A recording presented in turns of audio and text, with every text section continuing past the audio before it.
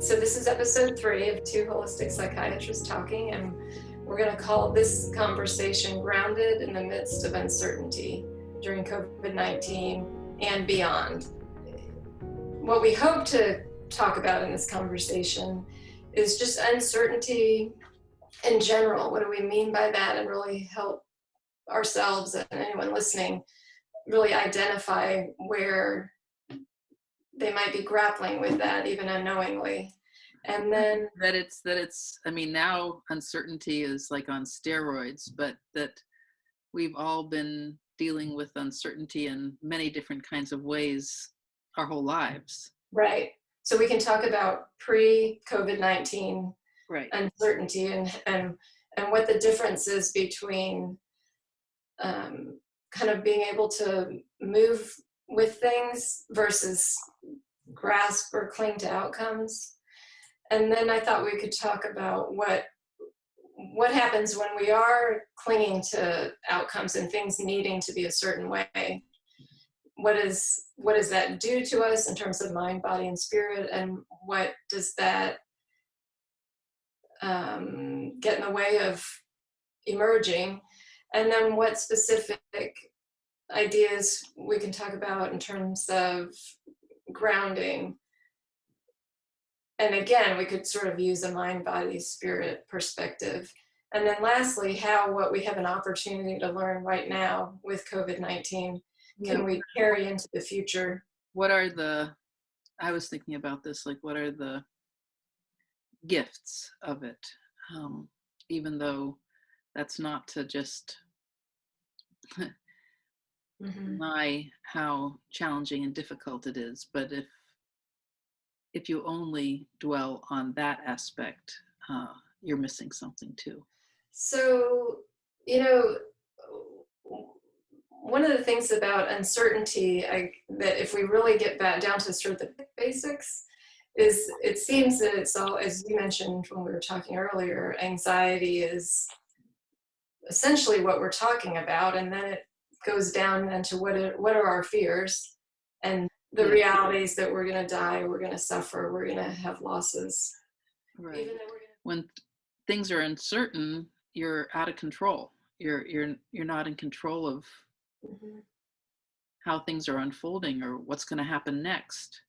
And for some people, that's really very anxiety provoking. Right. And it's an illusion for all of us that we have control. We like to think we have control. Right. It's almost too the difference between like left brain and right brain. And something we haven't talked about in these conversations yet is undermethylation. People that are undermethylated may be more inclined to need things to be a certain way and have an idea and a plan and a real linear way of thinking. Right, and a certain greater rigidity and less flexibility. Right. And, that being said, I think we can all, independent of our biochemistry, we can all sort of exercise those other parts of our brain. It's a spiritual practice that can be practiced, which makes you better at it. Right. Like the whole notion of surrender and like allowing and accepting and trusting that things are unfolding in some kind of way which you may not understand and probably don't understand, but that there's some kind of that it'll all be okay, and that is in some kind of deep way, and maybe not even in a personal way, because maybe for you yourself it's not going to be okay, but that it's all in some way in divine order. So, I mean, when you have that perspective,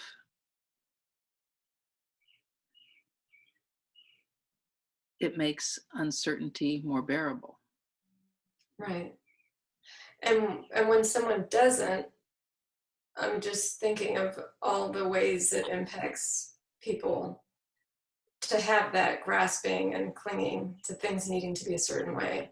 I mean, I just think personally for me, I used to be much more in that realm of all was good in the world if I could control all those things.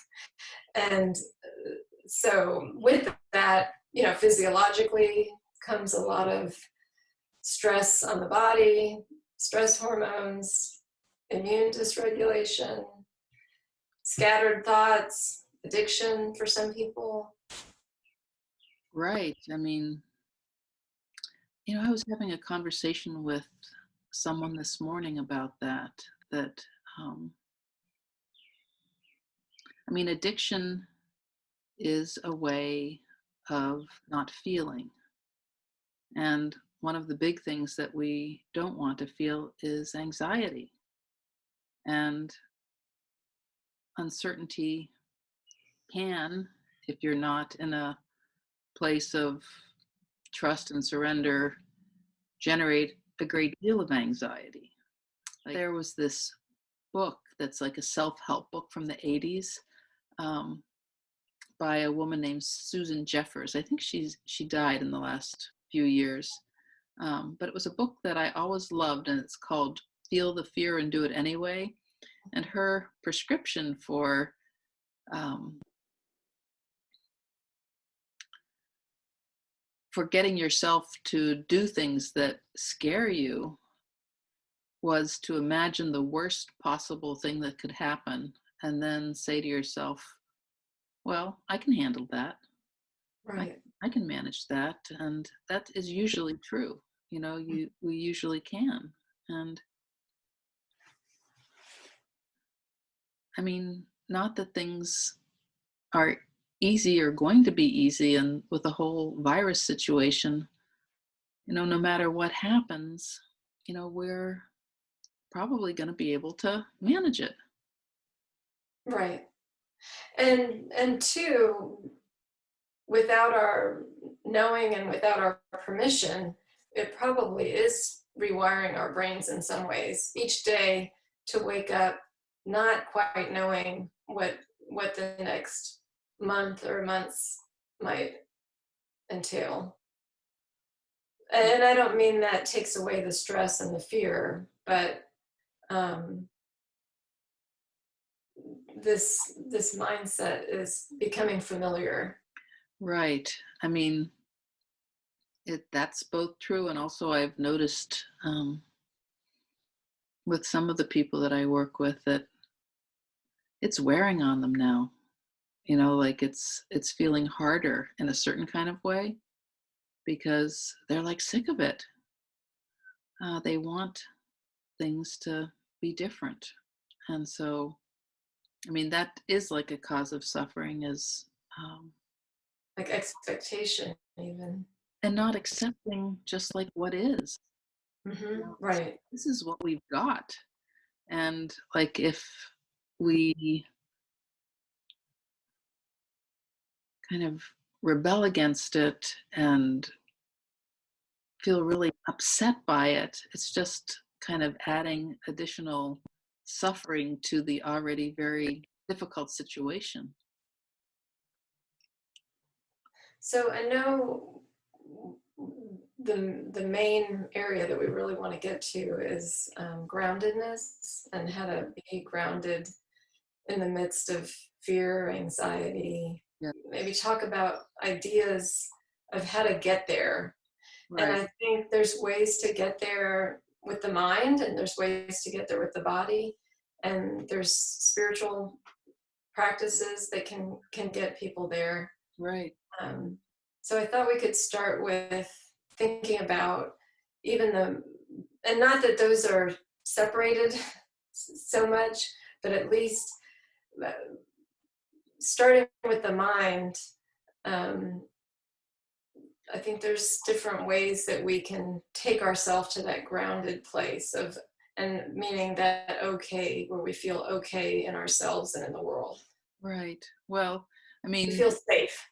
right. I mean, one of the ways is to come back to the present moment, because when you're like feeling fear, it's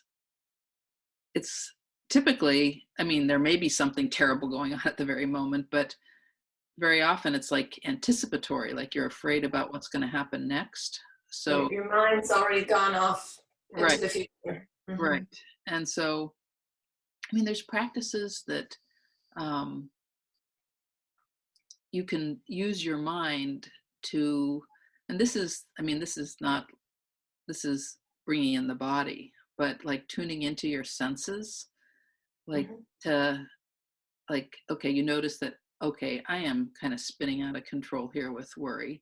And so you can say, okay, I'm going to stop and I'm going to think of 5 things. I'm going to notice 5 things that I see. Okay, I see that tree outside and I see that person walking down the street. You name 5 things that you see. And then you name 4 things that you feel. Like, okay, I feel the chair under my knee. I feel the my hands touching each other. So you name 4 things that you feel in your body. Then you name 3 things that you hear, and 2 things that you uh, smell, and then 1 thing that you taste. And that can like bring you back, like it brings you back into your body and into the present moment. You're using your mind, but you're focusing it on your body. Mhm. So it's really where you're putting your attention instead of being out into the future. You're putting it into the moment, Right. and I think that even like the word attention, there's so much we can do with that. Even I know for me, when I know I'm getting um, anxious about what's going to happen or anytime, I start honing in on the details.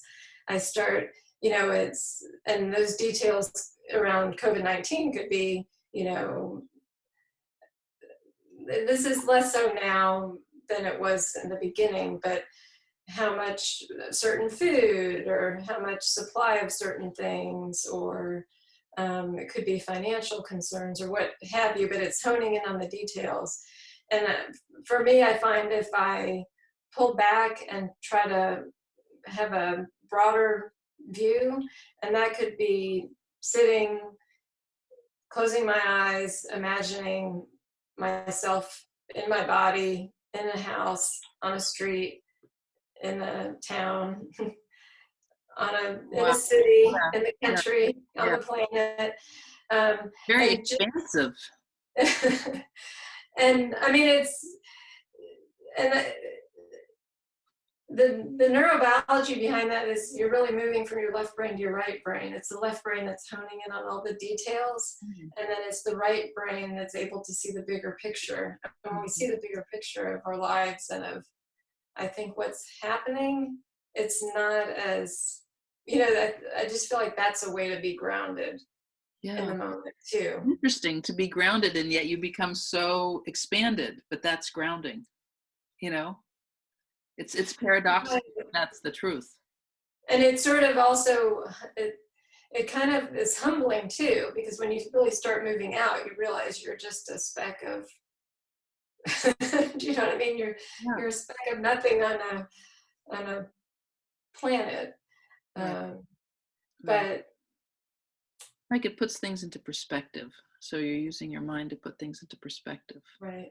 And we talked too about the serenity prayer as an inventory of what you have control over and what you don't, as a way of letting go of worry and focusing on what you can. Right. Having courage to change what you can change. Right.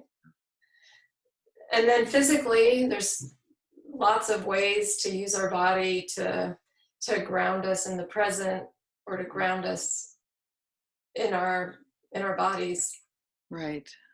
I mean, a lot of it has to do, we've alluded before and haven't ever gotten into it yet, but a lot to do with the vagus nerve and ways in which we can strengthen its presence in our nervous system. Because when we get, overwhelmed by uncertainty, it's like the sympathetic nervous system is dominating, and we get overloaded by stress and cortisol and So there's different practices that can strengthen your vagal tone. And Um, so the vagal tone would then help with the calming and the the restful state as opposed to the sympathetic fight or flight. right. It's more So what that you can digest. right.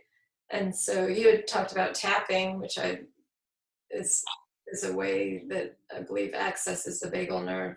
Singing, even humming. I mean, these are all things that would get you in your body. Absolutely. Absolutely. Gargling.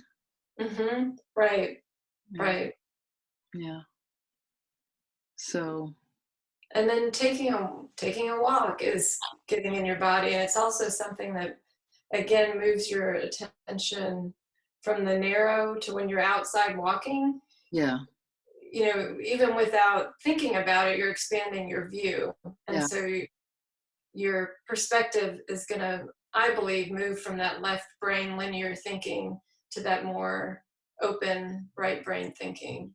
Right. And now that the weather is like warming up, like, I mean, to go outside, like in your garden, if you have that possibility, and um, put your feet on the earth, like bare feet on the earth, like that's very grounding. Hmm. That like changes your electromagnetic field and is calming and centering Right. that. Yeah.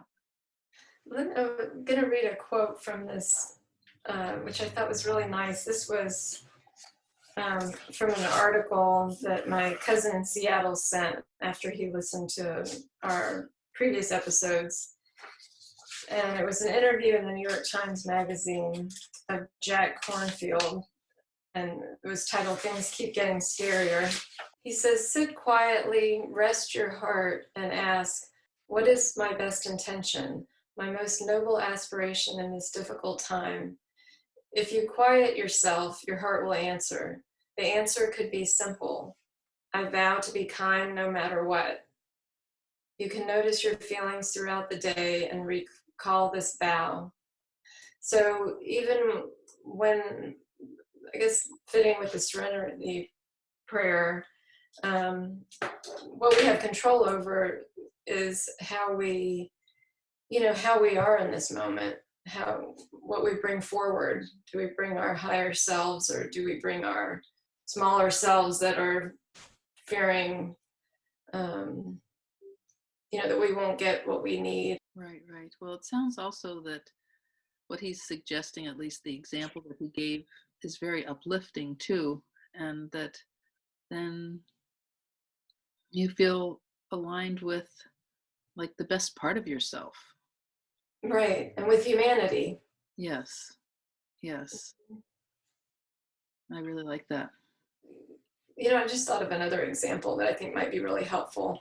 We talked about ways to change our thinking in terms of practice.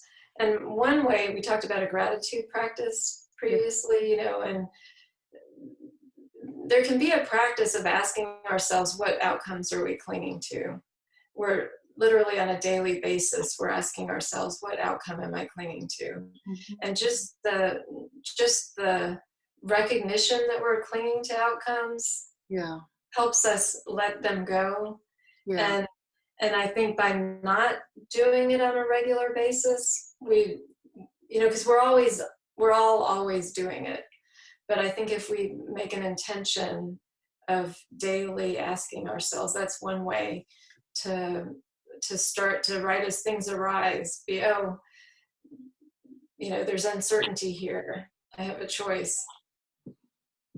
yeah, To observe it. Just like with gratitude, if we can jot down or however take note of what we're grateful for, right. then it starts to make us scan our days for really great things. Mhm. And similarly, I think if we note what outcomes we're clinging to, then we can notice those and let them sort of come and go without holding too tight. Right. And to forgive yourself for um, understandably wishing that things that you loved could be restored, um, but maybe they won't. Right, and compassion for yourself for having whatever feelings you're having. Right, right. I mean, like you want to hold yourself in light and not judge yourself because you're scared, and it's not easy to stay with your higher self. And that, of course, fears come, but that we can work with them. Right.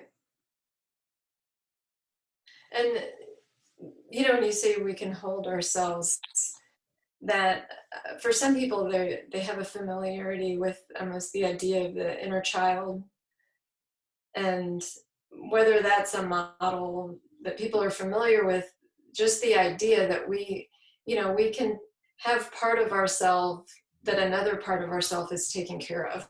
Right. Yeah. Not unlike we would talk to a child or someone that we love and have compassion for, like we actually can offer that to ourselves. Right. You can even do things like you can stroke your face and you can say, "Oh, Judy, it's hard," Oh, or honey, it's okay. or or you can put your hands on your heart and just like feel the warmth and feel your heart beating, and just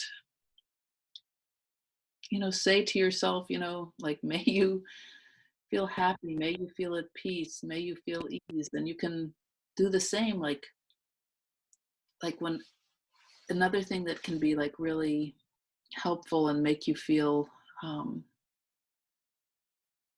like elevate how you feel in this difficult time is like when people come into your mind, like anybody who you think of, if you send them a blessing and maybe say, may you feel free from worry, may you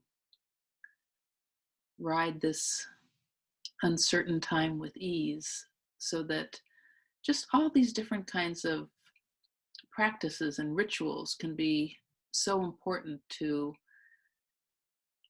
sustaining or maintaining or cultivating a sense of well-being during this very, very stressful time.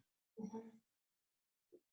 Another part of the spirit piece is this idea of trust, Yes. that things will be okay, and I don't feel like that needs a belief in a higher power, but Right. just a trust that answers will emerge. Like around each corner, there will be the answer, even if we don't know what it is right now.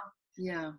Yeah. For me, this song "Let It Be," Oh, Beatles, it really is something that listening to that takes me there. yeah. Yeah. That is Like there will be an answer. Let it be, that's and great. that's a trust. Great. Yeah. Mhm. Yeah. And like the less you keep your mind busy, the more you're open to hearing the messages. Like you can't hear the messages if you're constantly distracting yourself.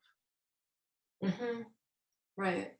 Because I think the messages are always coming to us, like all the time.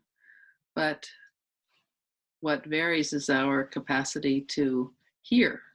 And so that there's this need to make time and space to listen deeply. And we were getting a lot of messages from news networks, online information, Right. and um, and that's where we're going to get more anxiety and more uncertainty.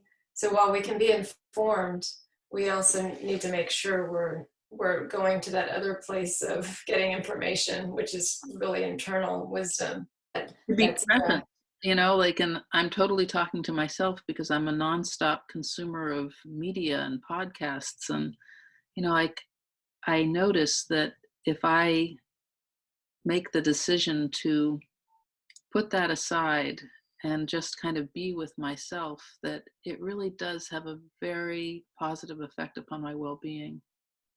When you spend too much time listening to the news, um, that you just get into a place of fear, and that it's not helpful.